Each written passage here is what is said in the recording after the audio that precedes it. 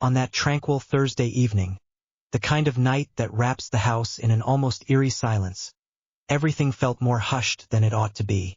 The clock on the wall ticked in harmony with my musings as I nestled into the couch, my legs folded beneath a cozy fleece throw. I found myself engrossed in one of those classic black and white films, the type that once captivated me in my youth, evoking a sense of simplicity in the world around me. The house had belonged solely to me for nearly 5 years at this point. Since my divorce, I had become accustomed to the stillness. My days unfolded with a comforting rhythm. The first light of dawn greeted me as I sipped coffee on the porch, followed by leisurely strolls alongside my neighbor's golden retriever. Evenings were a tapestry of stories, puzzles, and the gentle murmur of the television, creating a serene backdrop to my quiet life. What is that? The hour of darkness descends. As I nestled into the latter half of the film, I encountered those suspenseful moments typical of thrillers, just enough to compel me to glance away. There he stood, Jason, the closest companion of my daughter from her college days. It had been years since our paths last crossed, not since he lent a hand during her move from our home after graduation. In those days, he embodied a charming, youthful spirit, his kind eyes sparkling with mischief and a quick laugh that could light up any room.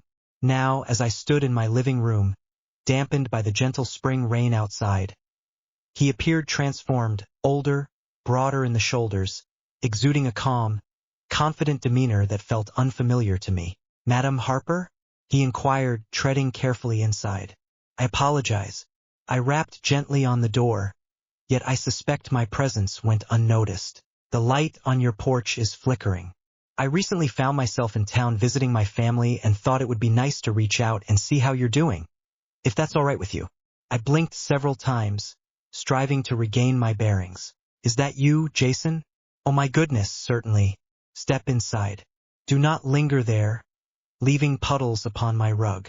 He offered that same effortless, well-known smile and crossed the threshold.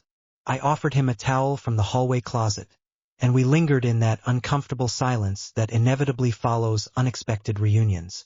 He surveyed the living room, his gaze lingering on the worn armchair, still draped with the quilt I crafted long ago, and the photographs adorning the walls, which had remained largely untouched since his last visit. "You look great," he said, his eyes gentle.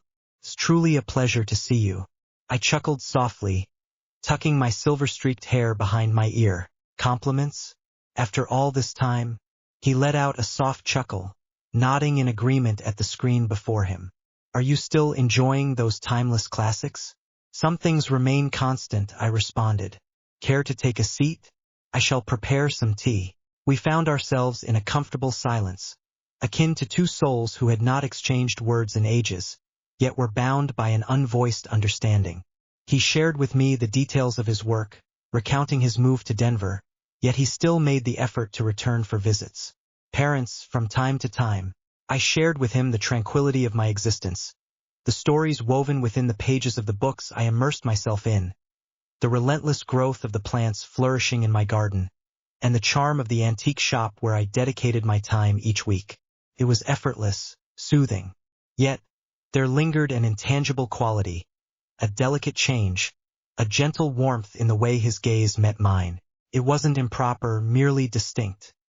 He perceived me not merely as his friend's mother, but as an individual, a woman. At one moment, he extended his hand toward the mug of tea I had placed on the table, and our fingers lightly grazed each other.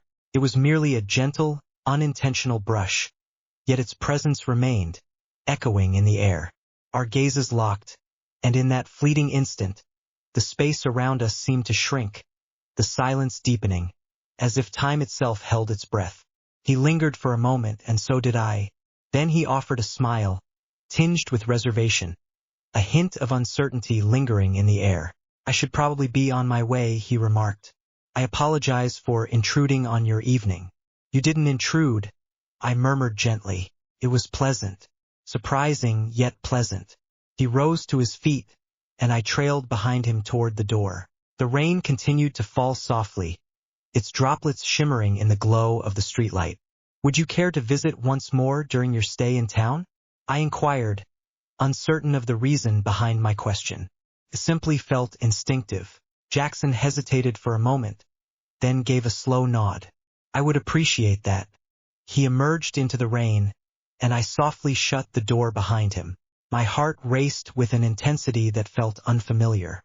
I turned back toward the couch, the tea still warm, the movie still playing, yet an inexplicable shift hung in the air, altering the very essence of the moment.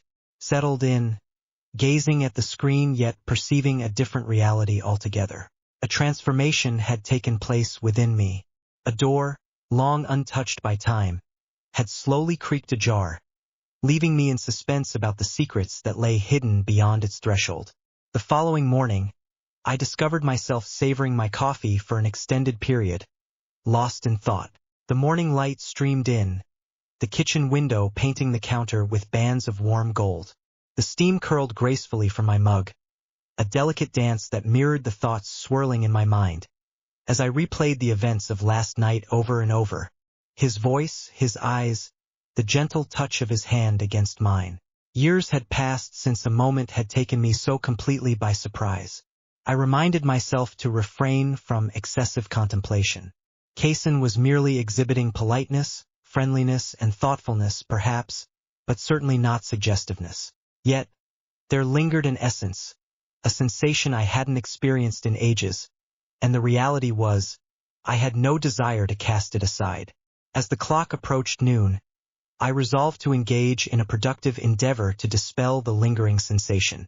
I carefully trimmed back my unruly rose bushes and tidied up the cluttered garden shed. While I brushed aside the cobwebs, my mind inevitably drifted back to his visit. The way he had gazed at me, it hadn't been as if someone were regarding an old friend's mother. It was observant, inquisitive.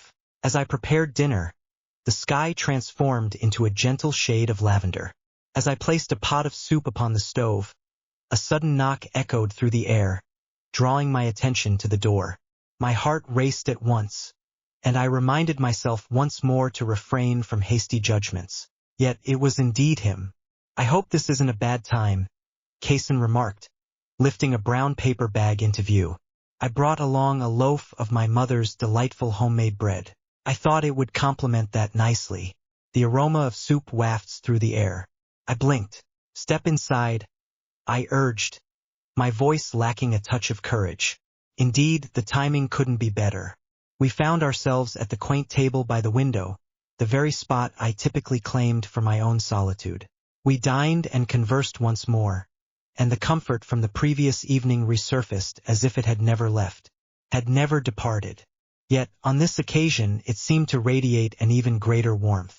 He posed inquiries that transcended mere pleasantries, delving into my life post-divorce, exploring the aspirations I still held dear. It took me by surprise, the way he listened with such sincerity, the genuine interest that radiated from him. As I spoke of a quaint coastal town that had long captured my imagination, he leaned in just a bit closer. "There's something about the way you weave narratives," he remarked. "It brings a sense of tranquility." I overlooked that. A gentle warmth blossomed in my chest. It slipped my mind. It was the last occasion when someone remarked on my soothing presence. Practical, reliable, absolutely, yet soothing. Once the dinner plates were cleared, we retreated to the living room. The night enveloped us gently, its embrace lingering in the air. I set the scene with the smooth sounds of jazz. Agente l'ambiance. We found ourselves on the couch, our proximity a touch more intimate than the evening prior. Jason gazed at the photographs adorning the mantel, nostalgic images of my daughter, and a moment captured with her father, a time when love still glowed brightly. "Do you long for it?" he inquired softly. "To be in the company of another, I suppose." I hesitated before responding. The question hung in the air, laden with vulnerability. Yet, there was an element in his voice that instilled a sense of security, prompting me to reveal the truth. "I long for the companionship," I expressed, "the essence of existence, a companion for late-night conversations. Yet, I find no longing for the state of being unseen." He gazed at me intently, his eyes lingering with an unspoken depth, truly observed. Once more, I sensed it stirring within me, the gentle connection that lingers between us. Nuanced yet unmistakable. "I don't believe anyone could ever fail to notice you," he remarked. The line, unadorned and gentle, resonated more profoundly than I had anticipated. We remained at a distance. We remained untouched. Yet the distance that separated us transformed, becoming more substantial. Amidst an unvoiced essence, delicate yet authentic. As he rose to depart, I accompanied him to the door once more. The night air carried a chill that was absent the evening prior, and I observed him falter. "I'm leaving town Saturday," he remarked. "However, I truly wish to meet you once more before that time arrives." "I would appreciate that as well."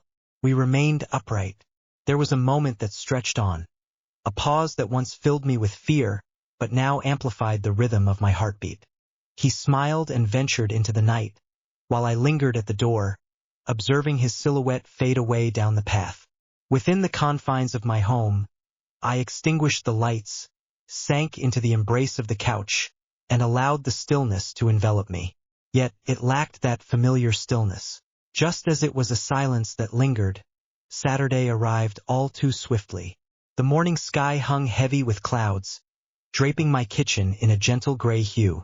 I navigated my familiar routine, yet an unsettling sensation lingered, as though the very atmosphere was pausing in anticipation. I found myself stealing glances at the clock, tallying the passing hours, pondering whether he would arrive before he had to depart. A fragment of my thoughts pondered the significance of it all. It had merely been 2 fleeting evenings. Our interactions had been limited to mere conversation. Yet, the emotions swirling within me whispered a contrasting narrative, one I had long denied myself the chance to embrace. By midday I had reached a decision. I wouldn't linger idly. I crafted a lemon pound cake, reminiscent of the ones I used to prepare for visitors when the home was brimming with joy. I placed it on the counter and stole glances at the window more often than I would like to confess.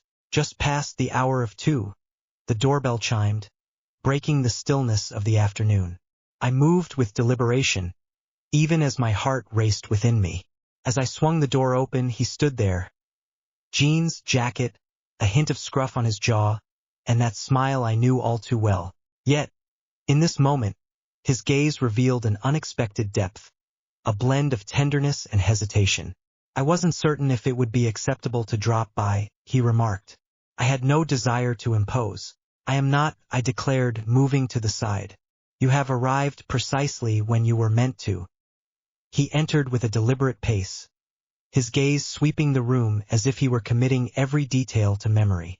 I extended an invitation for coffee and a slice of cake, and we settled at the kitchen table, near yet not entirely in contact. For a time, our dialogue remained buoyant, yet the silences that fell between us grew more prolonged than they had been. In those moments of silence, an undeniable tension began to rise. "I don't know what this is," he said eventually, his voice barely above a whisper. "Yet the last few days have carried a distinct weight." "With you," I nodded, my fingers wrapping around the mug in my hands. "They resonated with me in a unique way as well." He paused, his gaze probing my expression. "Are you comfortable with that?" It had been years since anyone had posed that question to me. This is not what I had in mind. It did not resonate with my emotions. Only if I were all right. I inclined my head in acknowledgement. "Indeed, I am." We lingered in the stillness, allowing that raw truth to permeate the air around us. "I've always admired you," he said, breaking the silence unexpectedly. "Even in my youth, you possessed a remarkable ability to instill a sense of safety and recognition in those around you. Now, I perceive you through a new lens, not merely as a mother, but simply as you." His words found their way to wounds I had forgotten were still raw, locations I believed had permanently shut their doors. I extended my hand, softly resting it atop his. He extended his hand, and our fingers wove together effortlessly. There was an absence of urgency, no spark dancing chaotically. A gentle warmth enveloped me, a familiar and steady sensation that coursed through my chest like a languid wave rolling in from the sea. "I have no idea what comes next," I murmured. Yet, I cannot bear the thought of this moment concluding with you simply turning away, as if it were all just a fleeting illusion. It doesn't have to, he murmured gently.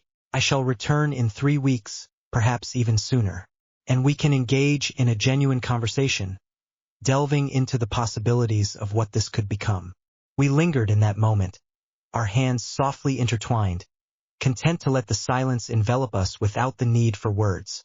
As he finally rose to depart, he paused at the threshold, turning back to glance one last time. Your presence has truly been the highlight of this visit. My eyes brimmed with tears before I could rein them in, not from sorrow, but from an emotion I hadn't experienced in what felt like an eternity. Anticipation. As the door clicked shut behind him, I understood that regardless of what might unfold in the future, a transformation had taken root within me. I had been acknowledged, listened to, craved, and at last, I stood prepared for whatever lay ahead. The days that followed Jason's departure were serene, yet devoid of loneliness. A transformation stirred within me, gentle yet profound, reminiscent of spring's gradual awakening. Following a prolonged, dreary winter, I navigated my daily rituals with heightened awareness and a deeper sense of presence. The morning coffee enveloped my senses with a deeper richness, while the air embraced me with a gentle warmth. Even the silence in the house resonated with a new quality, no longer void, but brimming with potential. Days passed without a word from him, yet I found no cause for concern. I placed my faith in the bond we had forged, and honestly, I required the solitude to reflect on all that had been awakened within me. One evening, roughly a week after his departure, I found myself folding laundry when my phone vibrated with a sudden buzz. A note from Jason. I have returned. I've been pondering your presence. May I reach out this evening? My heart leaped, reminiscent of the days when I was young and enamored with someone new. I found that quite unexpected. At this stage of my life, I had anticipated that such emotions would belong to the past, rather than manifesting in my current reality. As we conversed later that evening, it felt as though we were seamlessly falling into a well-known cadence. We conversed for hours, delving into a myriad of topics, both significant and trivial. It was a curious and enchanting experience to stumble upon someone unexpectedly, a rare moment that brought an immediate sense of safety and comfort. He spoke softly, reflecting on that moment on your couch, not for its drama, but for its authenticity. Your silence spoke volumes. I sensed your presence. I allowed that to settle within me. For an extended period, I existed shrouded in a veil of emotions. Courteous grins, superficial exchanges. Yet with Jason, the veil had been drawn back, and I found myself moving ahead. Raw, exposed, and vibrant. In the weeks that followed, we maintained our connection.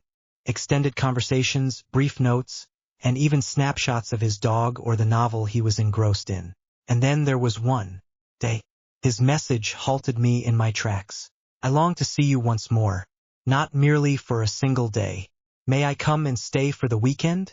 My gaze lingered on the screen, time slipping away unnoticed. Not due to any uncertainty in my response, but rather because of the implications it carried. To say yes was to recognize that our bond transcended mere fleeting moments. It was an adventure we both yearned to embark upon. Upon his arrival that Friday evening, the embrace lingered just a moment longer. The stillness that enveloped us had grown into a familiar ease. There existed no display, no facade, only a profound, blossoming fondness that had space to flourish. Our weekend was filled with the most uncomplicated joys. Preparing meals side by side, strolling along the lakeshore, and enjoying classic films while nestled on the couch. Yet beneath it all flowed a current, soft yet unwavering, drawing us nearer. On Saturday night, we gathered beneath the vast expanse of twinkling stars. A cozy blanket draped over our shoulders, a glass of wine cradled in our hands. I once believed that I needed to embody a specific version of myself in order to be worthy of love, I murmured gently. More slender, youthful, and uncomplicated. Jackson gazed at me, his eyes brimming with a steadfast and genuine depth. You're more genuine than anyone I've ever encountered, he remarked. and that is precisely the reason for my presence. I extended my hand and brushed against his face, allowing my fingers to linger for a fleeting moment. The creases that framed his gaze, the inviting warmth of his skin, the way he surrendered to my touch. Everything resonated with a sense of authenticity and realism. In the stillness of that night, words felt unnecessary. We merely inhabited the serene intimacy of something fresh and exquisite. In that moment, time stood still. There was no rush, no predetermined narrative, merely two souls navigating the distinct paths of their lives, unearthing a rare connection side by side.